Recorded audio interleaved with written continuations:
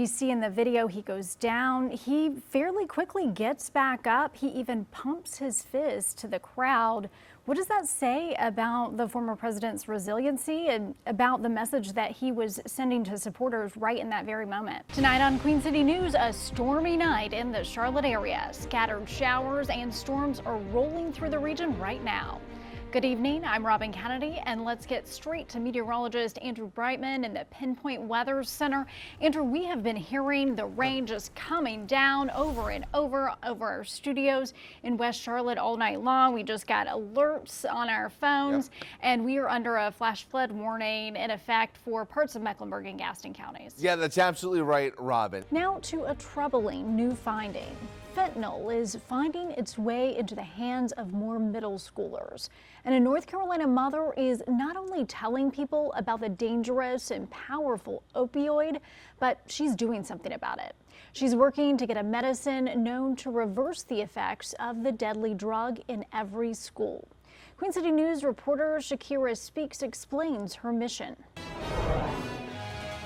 We're following breaking news out of Iredell County, where law enforcement is on the scene of a shooting near I-77. They received the initial call around 2:20 this afternoon and responded to the area of Wall Street. Queen City News reporter Caroline Boyer joins us live from the scene. And Caroline, the sheriff tells us this likely started because of road rage. We start with breaking news. Just before 8 tonight, we learned the U.S. military successfully hit 3 nuclear sites in Iran. This marks the first time the U.S. has attacked Iran.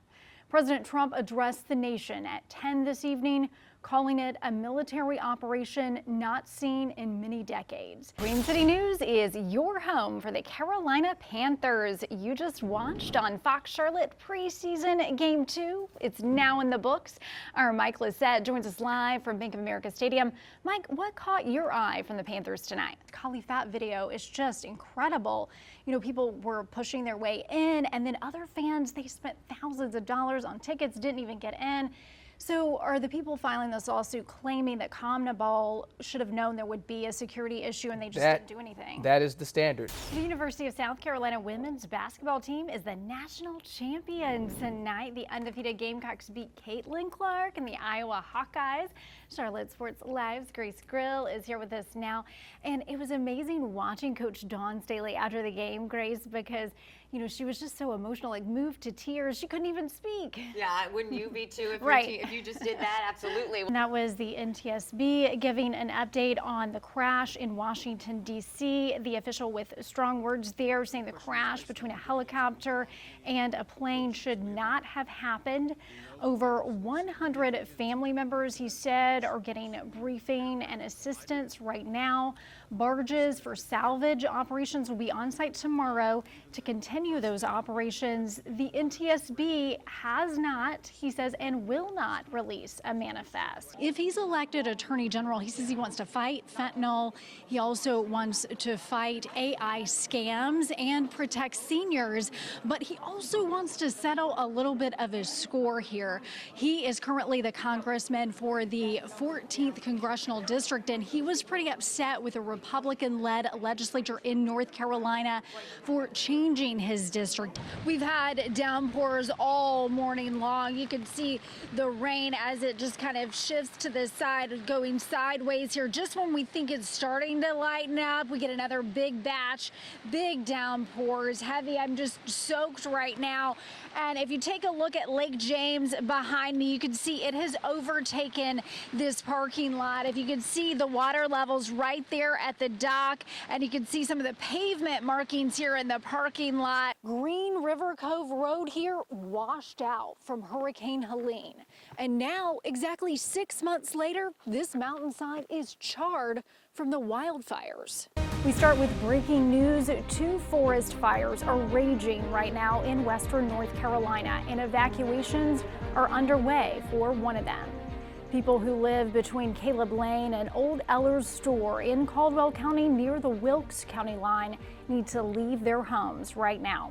Officials say the Caleb Lane fire, as it's being called, is about 50 acres and it is not contained at all. And the Forest Service has sent in helicopters to fight a forest fire in Burke County. The fire is so big you can see it there, the flames and black smoke in these pictures, that agencies from 3 counties were called out to fight it. The fire, known as the Smoky Creek Fire, is 160 acres and 50% contained. Officials say it appears the fire first involved a building. It spread outside, is now 160 acres and impacted 5 buildings, destroying one of them and leaving 5 people without a home. Old Amherst Road is closed to the public from Burke Smoky Creek Road. There is a burn ban in effect across the state, but no mandatory evacuations in Burke County at this time. And officials say the strong winds are really fueling those forest fires. Let's get over to meteorologist Andrew Brightman. Andrew, will it stay windy in the mountains tonight? A sweeping change could be coming to Palmetto state politics. A small GOP group floated the idea to do away with primaries across the state. Our South Carolina Bureau Chief Shakira Speaks broke that story earlier this week, and today at a registration drive in York County, she caught up with several voters to find out what they think. Deputies in Union County arrested a 14-year-old who's accused of sending threats to fellow students using social media. Investigators say when they searched the home of the Union County early college student this week, they found multiple guns and ammunition, and some of the weapons were not locked up. The teenager was charged with a felony and is in a juvenile jail. One of the jurors in the Alec Murdaugh double murder trial just released a book about her time in the courtroom. Amy Williams, or juror number 864, was found Murdaugh was guilty of murdering his wife, Maggie, and his son, Paul, in June of 2021. Her book, The Long Road to Justice, details her time on the jury. A portion of the book's sales will go to a nonprofit domestic violence shelter, Sanctuary House, which Williams founded. The search is on for some people who could face criminal charges after abandoning a little dog. It was all caught on camera behind a Fayetteville strip mall. Justin Moore spoke with a Good Samaritan who found little Benny and now wants to give him a forever home. The first weekend of the NCAA Men's Basketball Championship is underway. The American Gaming Association predicts fans will bet just over $3 billion on March Madness this year. That's up $400 million from last year, and people are filling out their brackets in hopes of making it to the finals. But experts say the odds of building a perfect bracket are, get this, 1 in 9.2 quintillion. And the longest a bracket has stayed perfect is 49 games. That record was set in 2019 when a neuropsychologist predicted the entire tournament into the Sweet 16. His bracket was busted when Purdue beat Tennessee. And a whole lot of basketball fans in North Carolina are placing their bets. Experts say it's important to exercise discipline with the amount of money you bet, especially if you're new to it. And if you or a loved one is struggling with gambling addiction, here's the number you can call. It's a betting hotline, and you can call at 1-800-GAMBLER. Tens of thousands of college basketball fans are in Raleigh for tournament action at the Lenovo Center. In addition to Duke, people are here from across the country to see other top-notch teams, including Florida and Baylor. Greg Funderburg spoke to fans. I love Duke. She is quite the super fan there. Well, Duke plays Baylor tomorrow afternoon in Raleigh. Stephanie Triplett was married to her best friend. Chris was the life of the party. He was sarcastic. He was a Chiefs fan, which was a downside. Just weeks away from their anniversary, Stephanie will be celebrating it alone. I will never meet another person like him. Chris died from fentanyl poisoning just over a year ago. Stephanie says she begged for a death investigation to find out who was dealing the drugs, but police didn't do one, even though she says 2 other people, including Chris's sister, died after him at the same house. If an investigation was actually opened and an investigation was done, those lives would have been saved. North Carolina passed a death by distribution law in 2019. Not every county is as aggressively prosecuting those type crimes. We are. The Union County Sheriff's Office just opened a new autopsy center. For now, it's located at Atrium Health Union Hospital in Monroe, but there are plans to expand. And one of the biggest needs that was a driving force behind this was the increase in fatal drug overdoses. Years ago, the county sent bodies to Charlotte for autopsies. But more recently, because of short staffing and more demand, Union County had to send corpses all the way to Raleigh. There, they also do toxicology testing to find out what's in the blood. That's essential evidence in drug overdose deaths. But those results can take months or even a year to come back. The longer the sheriff's office waits, the longer it takes to build a case and make an arrest. This person's a drug dealer. Drug dealers don't stop doing what they do until they go to jail. To speed up that wait time, the sheriff's office is working to open a 9-county regional autopsy center. We test the blood of living people, okay? But to do it in a person who has passed away, it's a little bit different processes. They say they have the instruments and equipment to do blood work on corpses right now, but they need more staff training and accreditation before they can put it in place. I have a very strong opinion about fentanyl. I think it's murder. I don't think it's an accident that's listed on their death certificate. I think it's murder. The sheriff's office says the way to stop the suffering for people like Stephanie is to stop the dealers, and fast.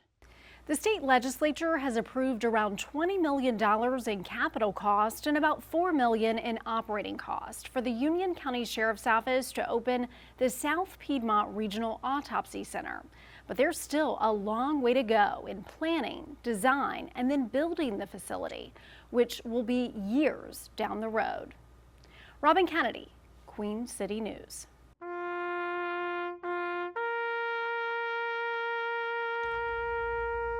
That sound can only mean one thing. It's buried in years of pain for Susan McClamrock. I didn't realize I had carried it all that time.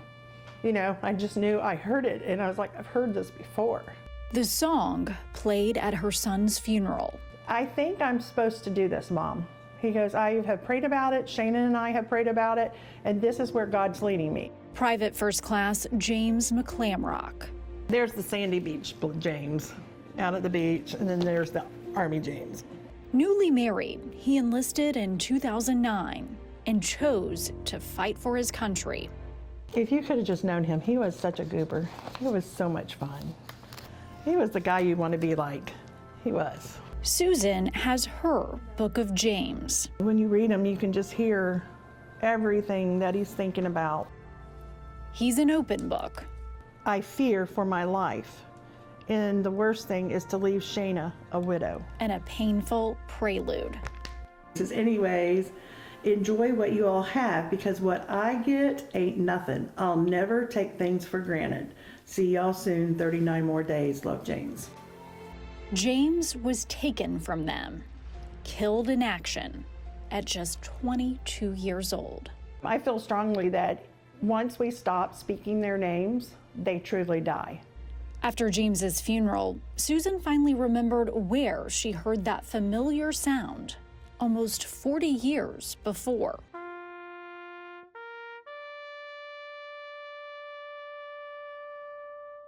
Her dad, Billy Dean Yules, was only 15 years old when he went into the Navy. He was there at D-Day on the beach. And after World War II, he ended up being a prisoner of war in Korea. 2 wars. Susan says her dad came home, spent years in the hospital, and was never the same. My father died when I was 10 because of the effects of war, and now I'm burying a child because of the effects of war. The bugle call isn't comforting to Susan, but the orchestrator is. Keep praying about everything. Lord knows I am. She knows her son is in God's hands. I'm like, Lord, I know he's sitting right at your feet. I know you see him, Would you just smile at him for me like a mom? In Concord, Robin Kennedy, Queen City News.